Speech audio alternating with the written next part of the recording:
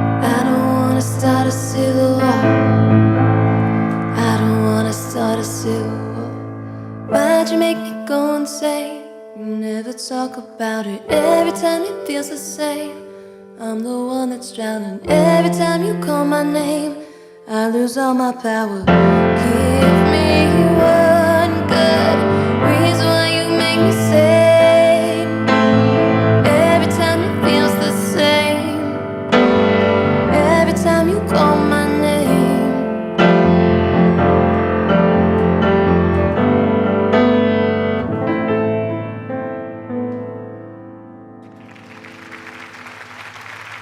Live from the Dunkin Latte Lounge,